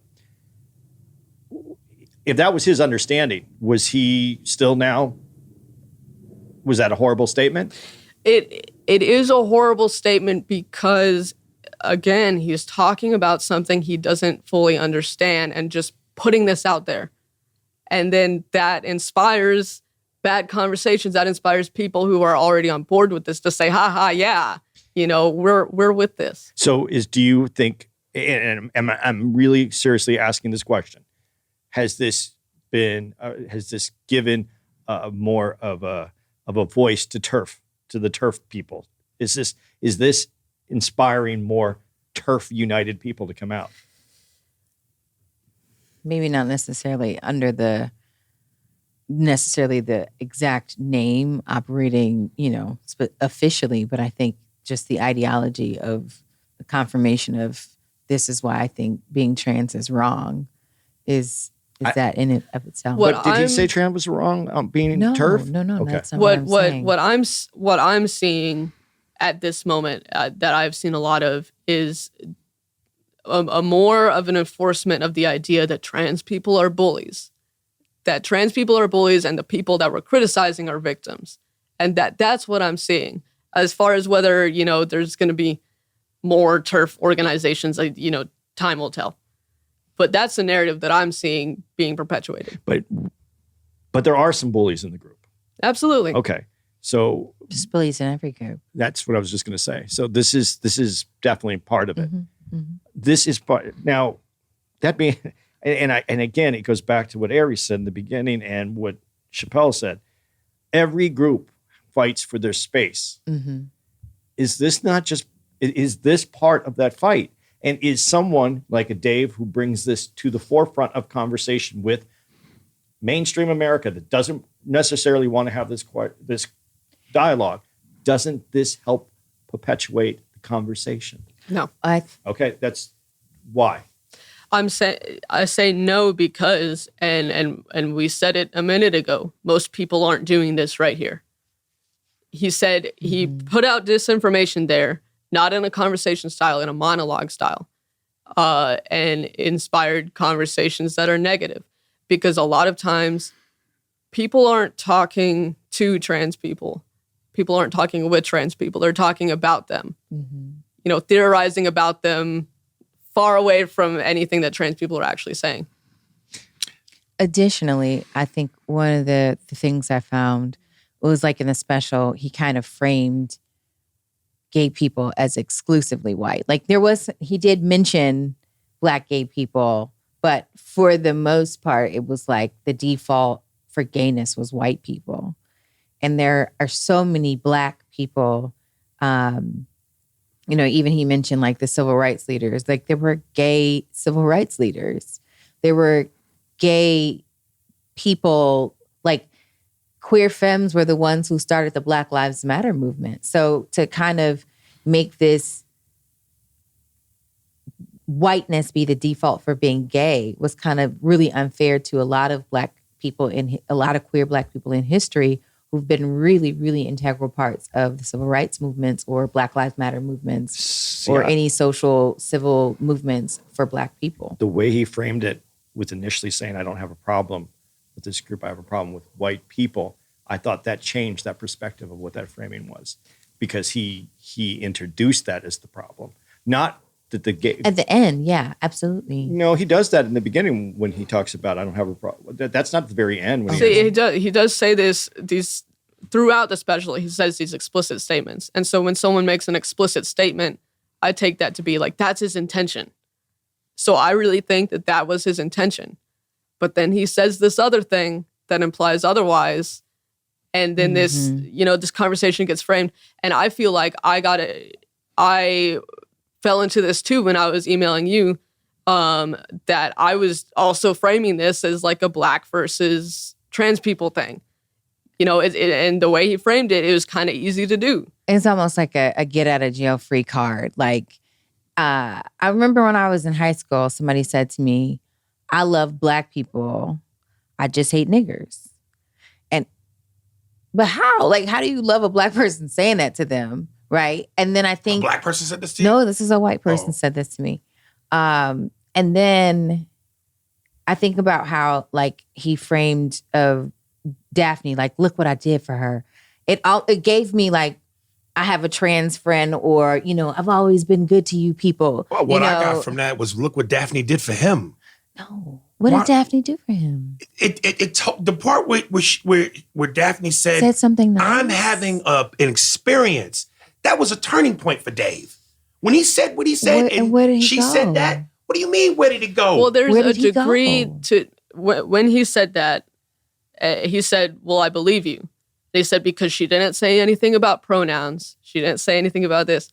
So it's like, okay, if, we come to him on his terms, then he gets to choose to accept that. Yeah. And if you believe her, you're going to respect what she asks you to do, which is to use her pronouns, for one thing, even if you don't understand it. I didn't get that from that. When Dave said, and he specifically said, you're going to do it on my terms, you're not going to summon me. No, I'm not talking about that, because he said that. No, I'm saying that there was an implication. What he said in the special is that after Daphne said, I'm having a human experience, and Dave said, I believe you, because she didn't say anything about pronouns. She didn't say blah, blah, blah, blah, blah. All the stuff that he doesn't like. And this is my commentary saying that it seems to imply that, well, he's going to, just take it as far as he wants to take it. He's not fully accepting her and what that means for her to say, I'm having a human experience. I am experiencing being a woman who uses these pronouns. And so, we're going to express to you, use trans people's pronouns. Don't dead name them.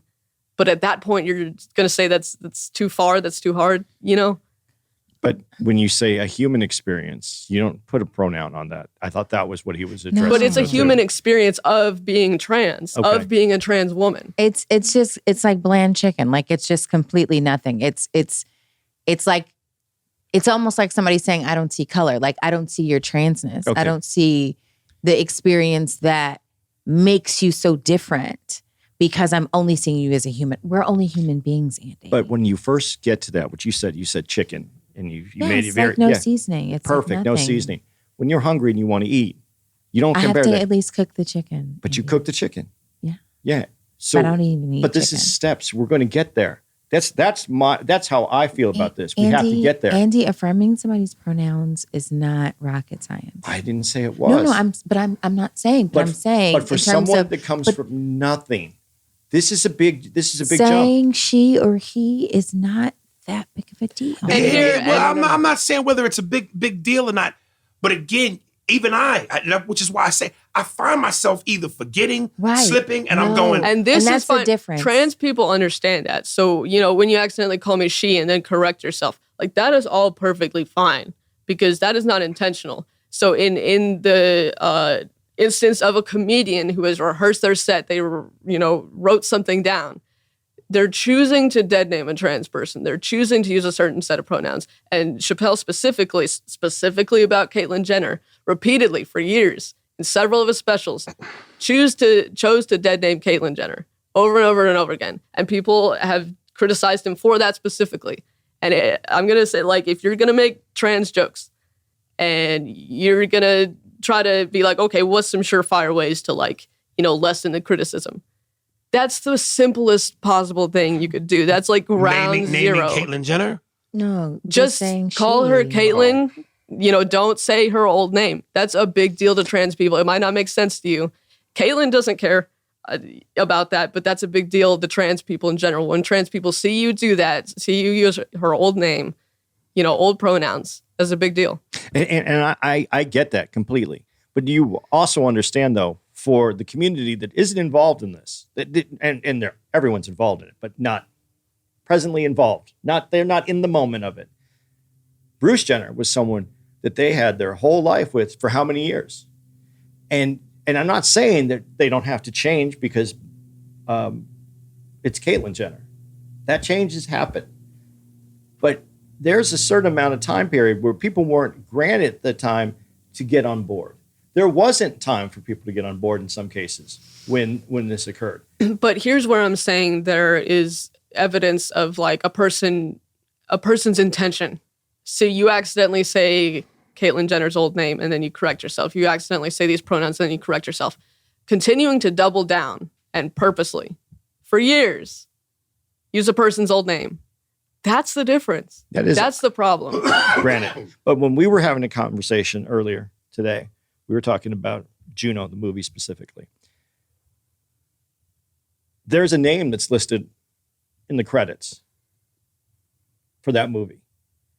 When I talk about that movie, what name do I use? If you want the trans person answer, it would be to use their current name and their current pronouns. And now you come into some sticky stuff with famous people, and there's in that credits like, oh, do we have to go back and, edit that? But if you want to know the etiquette, like, yeah, it's always the current one, even if you're talking about past roles that they played. Okay.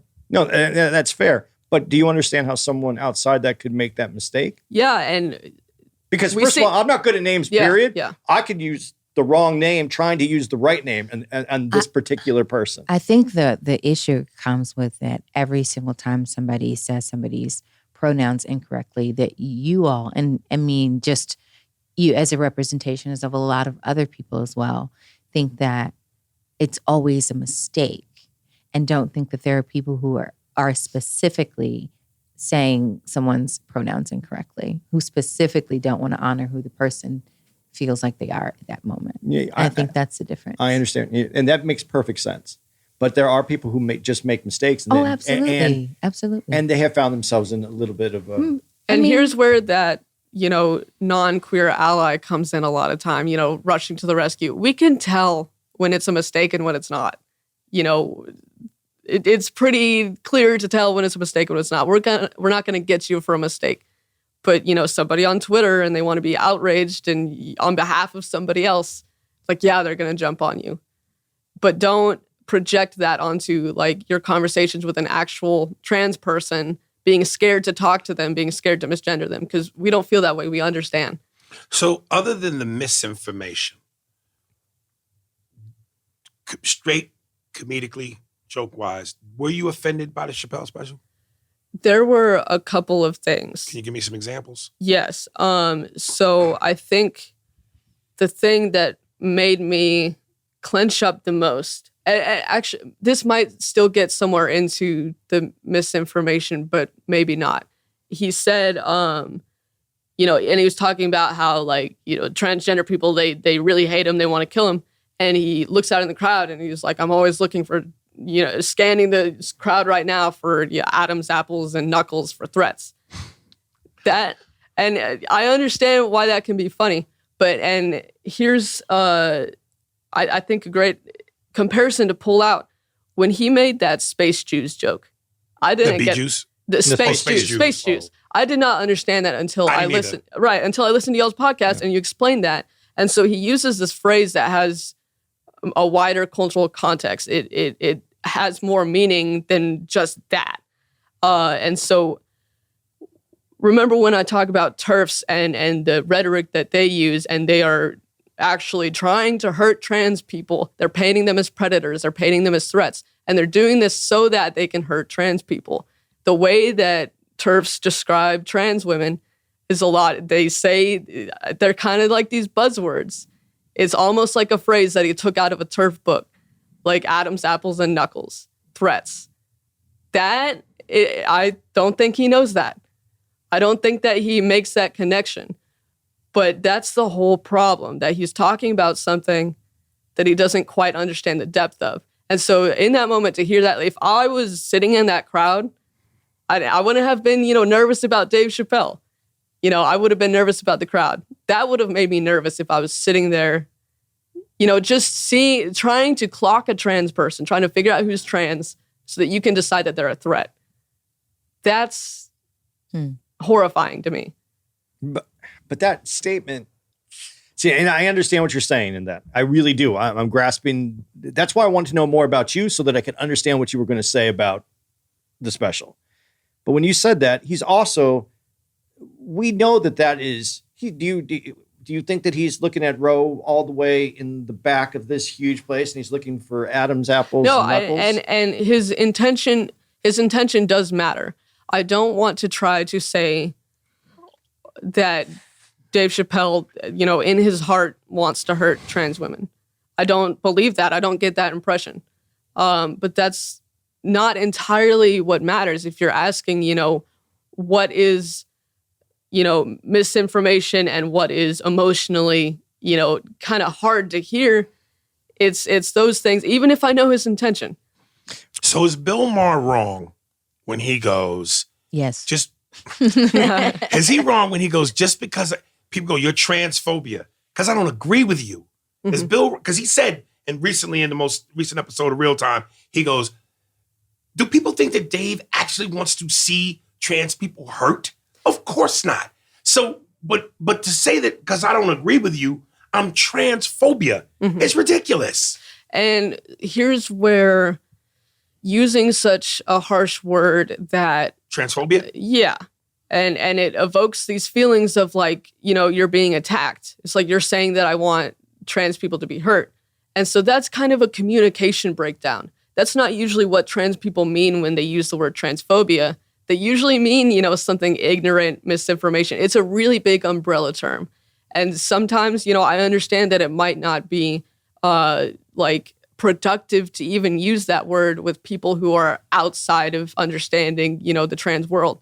And I kind of think of it in the ways, I don't know if this is a bad comparison, but a lot of times when I'm talking to other white people, I can't use the word racist because that's such like a painful word for them to hear. Like no white person wants to be racist. Especially when they're racist. Right. And so I have to use words like, well, you're being, now I can't even. Bigoted. Maybe not even that, you're making stereotypes or something. And so because when they hear the word racist, they think that means that you're telling them that they are being intentionally hateful towards Black people. They say, I don't hate Black people, and then defenses are up, conversation's over. Yeah, that's true. The word racist has been, it was grabbed. And there was a point in time, I'll put it this way, and I think I've said this on the podcast, there was a time when Black people couldn't be racist. But by the way we used racist now, the way that we use the word racist, Black people can always be racist as well. Now, when cultural studies and with the effect of what a Black person can do, can they be racist? No, but in terms of saying something with the wrong ideology, yes. Okay, so that's presenting two different definitions of racism. But that is what we've done with that word racist. No, I'm not disagreeing with you, but I'm simply sitting there. But that's the same. That's the same tripping point that with transphobia. That and that's the way that trans people use the word transphobia is like that second way that you're talking about racism. A trans person can be transphobic, saying incorrect thing. That's the way that trans people use that word.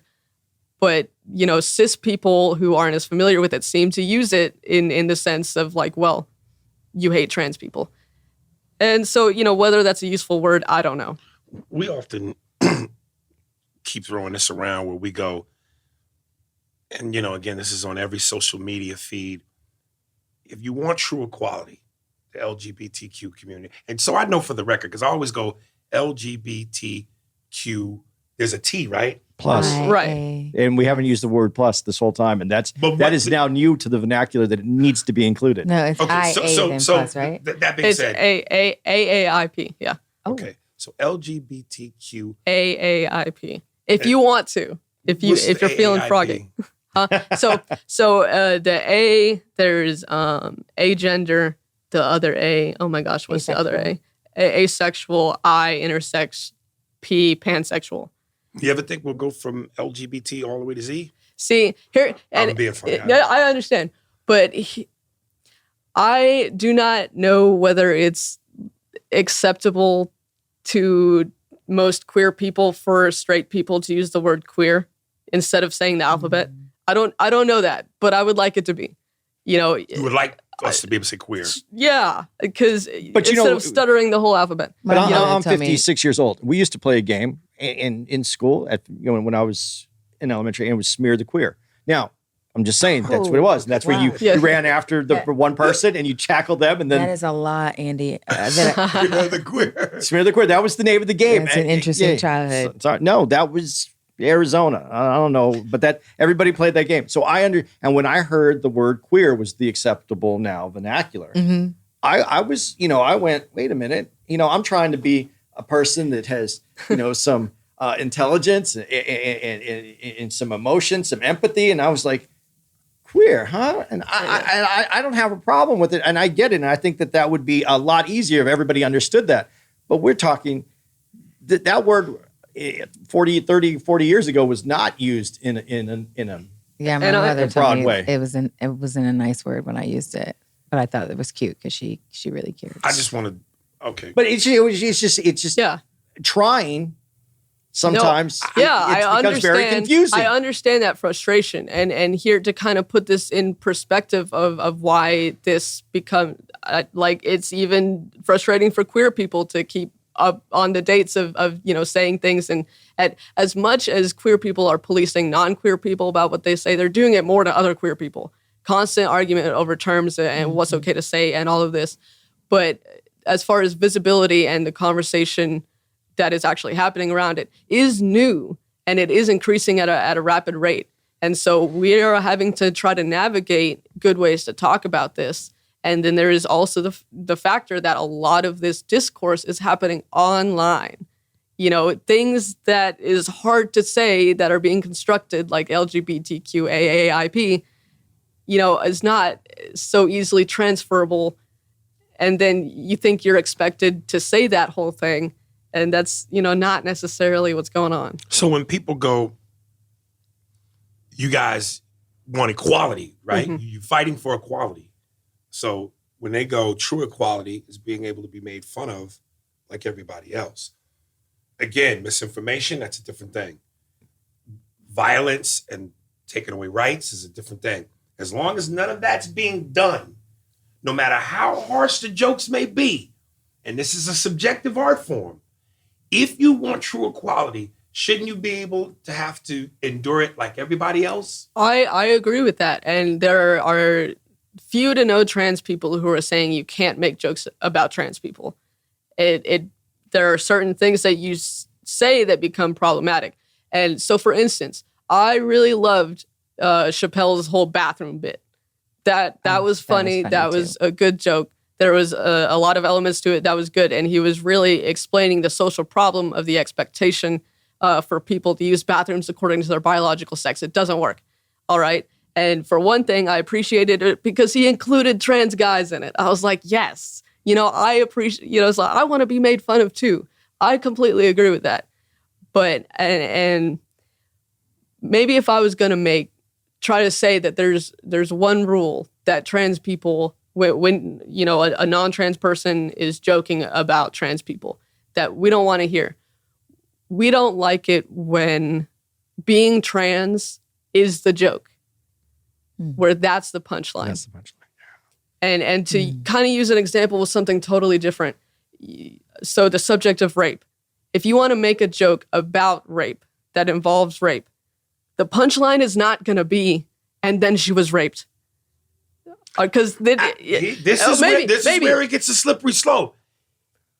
It can be, depending on the context and how it's executed. Potentially. And even that is subjective. Okay, but think about it this way. And I said, she was raped, and that's not necessarily a great punchline. But what does become punchline a lot of times, and he was raped. It's funny when guys get raped. Because it's plain. Hold on. And so when people perpetuate that, when that is a punchline, so now you have guys who are actually being raped in real life, and that's a horrible thing to go through.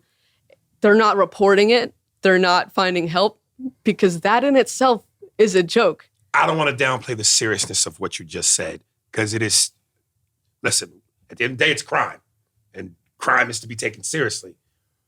But where the comedian's mind kicks in is, again, the late, great Patrice O'Neal, where he talked about, ladies, and if you could rape us, you would. You would come out in the bushes and you'd be like, give me some dick, motherfucker. And we'd laugh. We'd be like, first of all, what you got a gun for?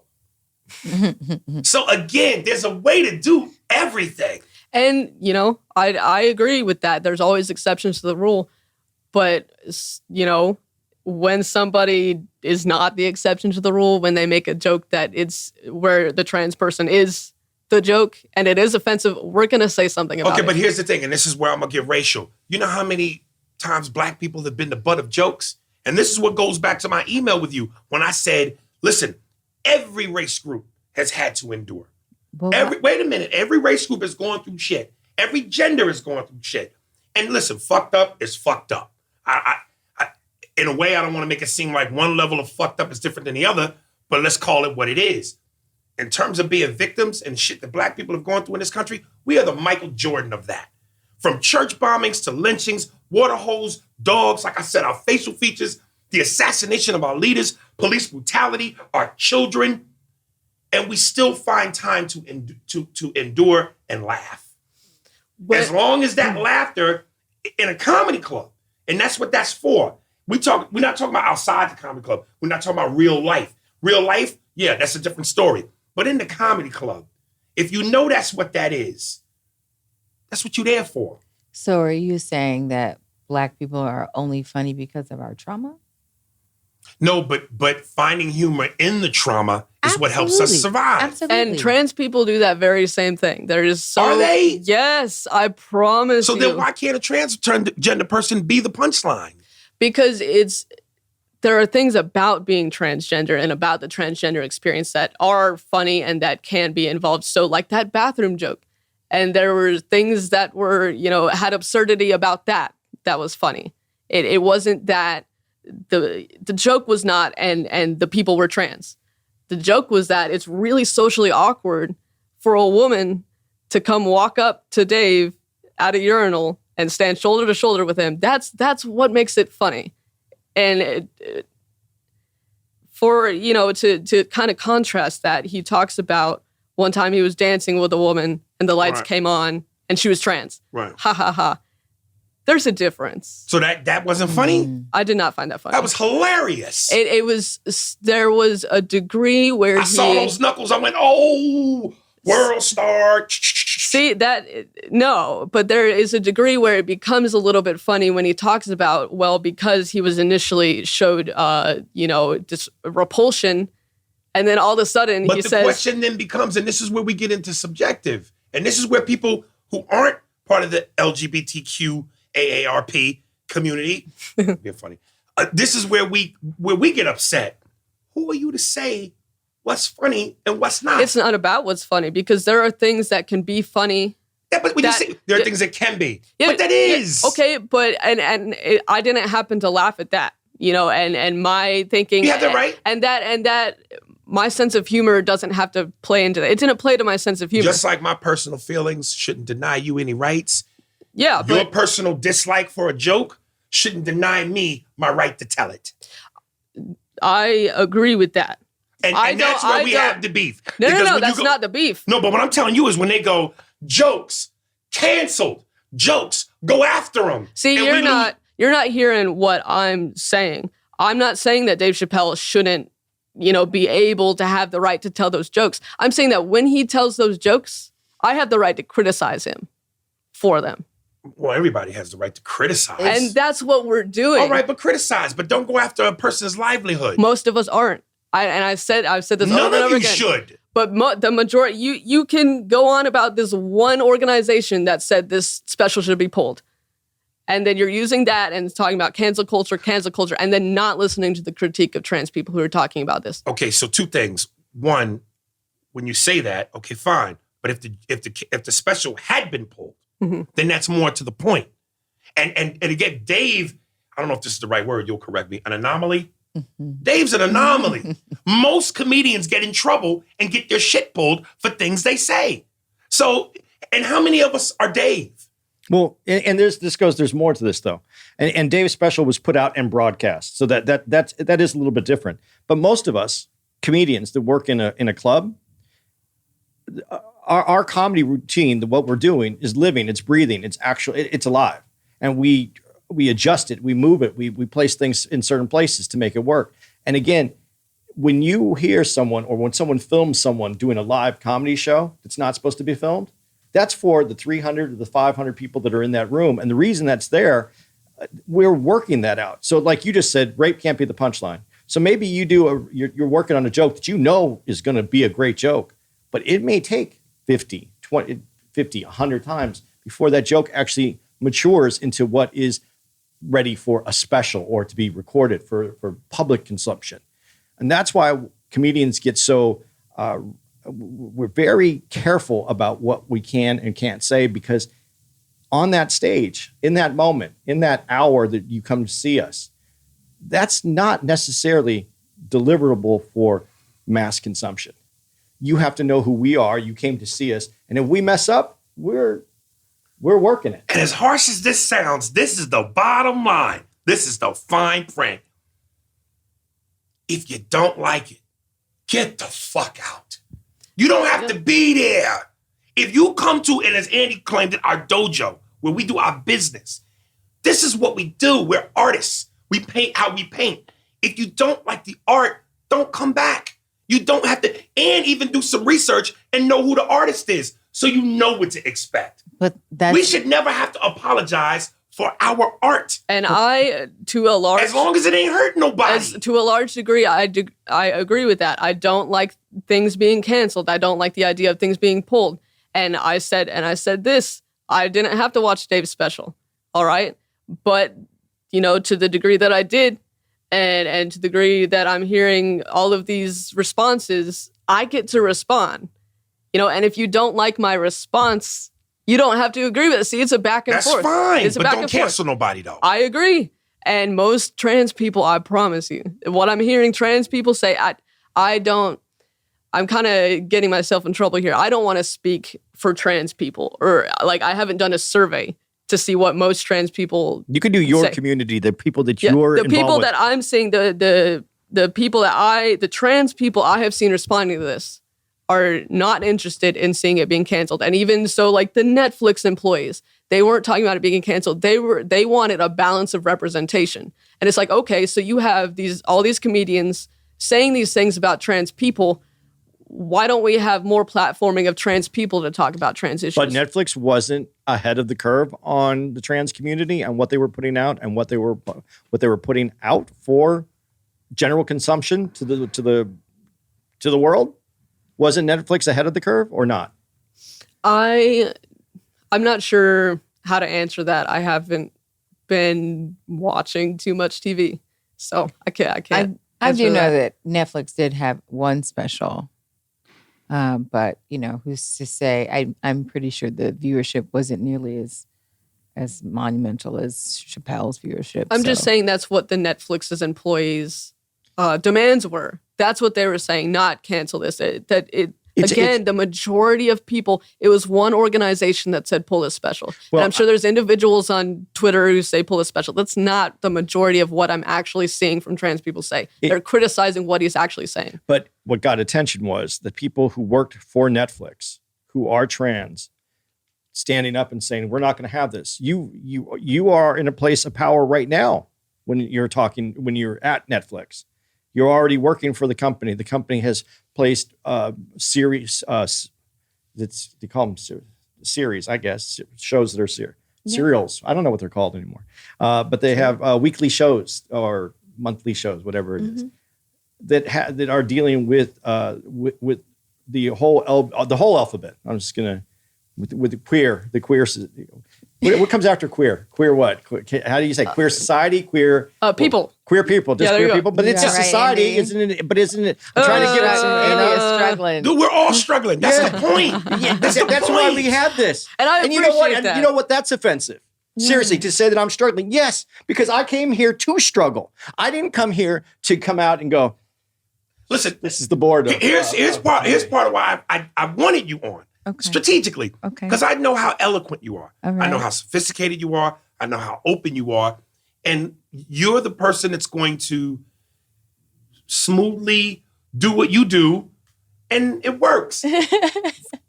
There's nothing wrong in being honest, which is why I posed it to you. Yeah, it's because this is kind of new to It's us, uncharted and territory. it's you know, But we're trying to figure it out, which most people aren't. So I don't, and I'm not even agree with you on most people because I don't know what most people are really doing. I would hope that more people would want to have conversations like this. When you're saying it's not a lot of people, there was none yesterday in this room. There was one today in this room. That's progress. I'm not saying that that's enough progress. I'm saying I'm just looking for fucking progress because I don't want to see anyone have anyone superior in their life telling them what they can or cannot do and making their life harder. I would like us all to get along. we were we listening to it in the car on the way over. Dennis Miller. I heard Bill Maher say the same thing. Andy's saying the same thing, which is this is somewhat new to us. Now, transgender people may not be. I don't know historically how far back that goes, but I'm sure like everything else, it's been a while. But for people to be open and comfortable and honest, that's new. So you got to give people the room to get there at their own pace. And at the end of the day, even if when all is said and done, they still go, nah, as long as that nah ain't hurting you or denying rights, that's how people feel. And I absolutely agree that it is a problem that people today don't have room for these conversations. Like I said earlier, it's a minefield. And I think that's a fantastic critique. Like people need to be able to have the freedom to use the words that they already know to ask questions without being slammed. Hey, you said you don't mind the word queer. No, what I was saying is I'm not sure whether the wider queer community is okay with straight people saying queer. So I'm okay with it. You're okay. Well, let me tell I'm your okay queer ass something. Okay, yeah. What's your feelings on Jordan Peterson and how he lays out this whole pronoun? So, well, you'll have to remind me exactly what he says because, I mean, years ago, I was into Jordan Peterson, actually. He was saying that he doesn't want it mandated, that it's the law. Okay, but right. that he's always willing, if someone was to say to him, I'm this, he said, I'm happy to call him. I don't want it made like a legal responsibility because if I make a mistake, then that was his concern. And I do agree with, like, you shouldn't be put in jail if you accidentally misgender somebody. But the problem with the way Jordan Peterson has couched this is he's totally misrepresented the bill that has been passed in Canada. And now I'm remembering this. He says, like, well, you know, you accidentally misgender somebody, you go to jail. That is not happening. That's a total misrepresentation. It's like and it's the same thing that if you'll remember the Maya Forstater, I think was her name, that it was couched, she misgendered a fellow employee or something like that, or, said something accidentally. But that's not what's happening, is when people are actively, purposely misgendering, repeatedly harassing, then they lose their jobs because that's violating a workplace policy. Well, that's what I thought I understood Jordan Peterson saying. Not so much the jail, but that he would lose his tenure and that he could lose because they have legal recourse. It's the purposeful thing, and if you have multiple instances of a person to the same person over and over, over and over again, and saying aggressive things here, it's like that's called harassment. It's not the accidental one time. I didn't know your pronouns. I said something wrong. How is it in your family specifically? How did you address this with your family? How did you do this? I want to understand you. I'm sorry, I do. No, you're good. So I'm actually out pretty recently, within this past year, and pretty much like one by one, my close family, like I called up and I was like, hey, I'm trans, I'm going to start taking hormones. And that's what I said. And I changed my name on Facebook, changed my pronouns, and, my family doesn't use them because they're not used to them, so, and my parents are trying. Were you, when you discovered that you were different, mm-hmm. did you think that it wasn't a trans issue? Did you think it was more of, did you live a life as gay, or did you do? Yeah, I mean, for all my life up until, pretty recently, I was in, very intentional denial. And in the beginning, when I wasn't, really understanding my feelings about being uncomfortable as a woman, I was like, well, I must just be a lesbian and that's why I feel this way. And as I got older and there were more things, becoming very uncomfortable about dressing in women's clothes and, shopping in the girls section. It's like, why do I feel this way? This is not necessarily a lesbian thing. And I told myself explicitly, if I don't think about being trans, then I won't be trans. And I kept that denial going and going and going, until the point where I was finally honest with myself. And it was a lot of thoughts that, well, if I do this, it's going to ruin my life. It's going to change the trajectory of my life. And so I'm just going to kind of keep that to myself and live this certain way. And it was just, kind of coming to the point, it's like, well, I'm going to be honest with myself about, who I see myself being now, who I see myself as in the future, if that makes sense. And was that the liberation that you felt after that? Was it completely different than any other point in your life?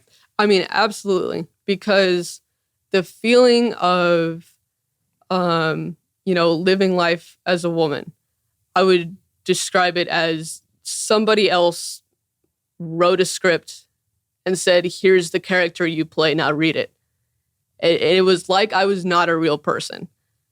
And it's the strangest thing that I've noticed is that before I would stare at myself in the mirror like all the time.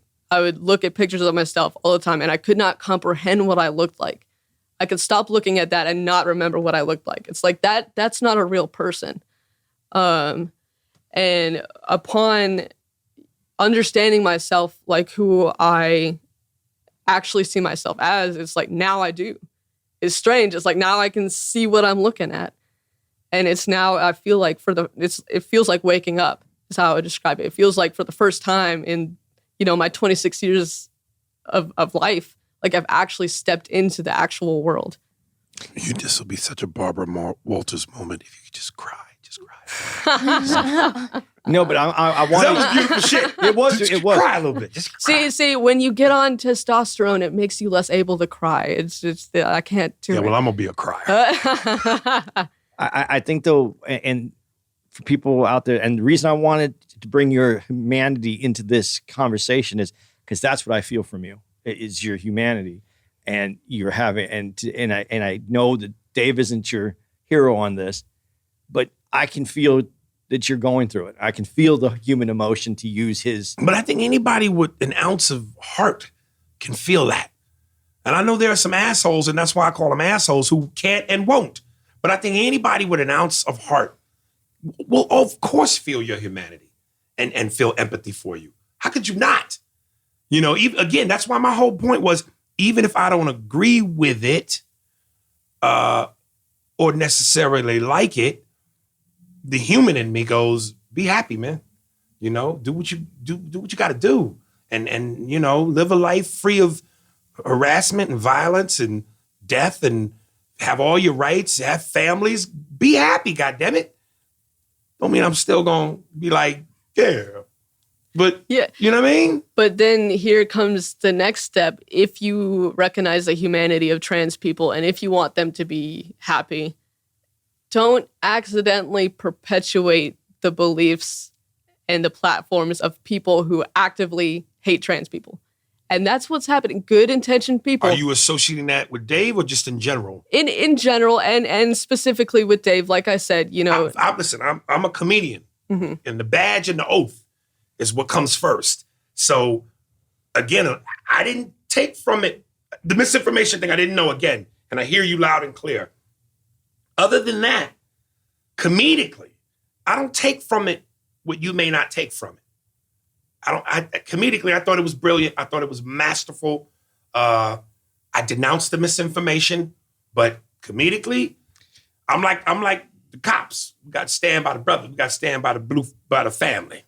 You know what I mean? Comedically, I got to stand up for that. But if we can have dialogue and conversation, the fact that Dave even brought that out is something that now people can call that out as misinformation. And then you can try to navigate this differently than before, because before it was just sitting there and no one's talking about it. This is not the easiest subject to broach. And for whatever reason, whether it be the trans community itself, or if it's the people that are trying to be, you know, the friends of the trans community, whatever that is, it makes people who don't have the right vernacular, that don't have everything put together, feel very, very uncomfortable. And and that's again why we wanted to do this. We want to be able to have we want to be able to have a conversation that's not necessarily right, but for the right reasons, and to get that conversation out and to fix the things that people don't understand.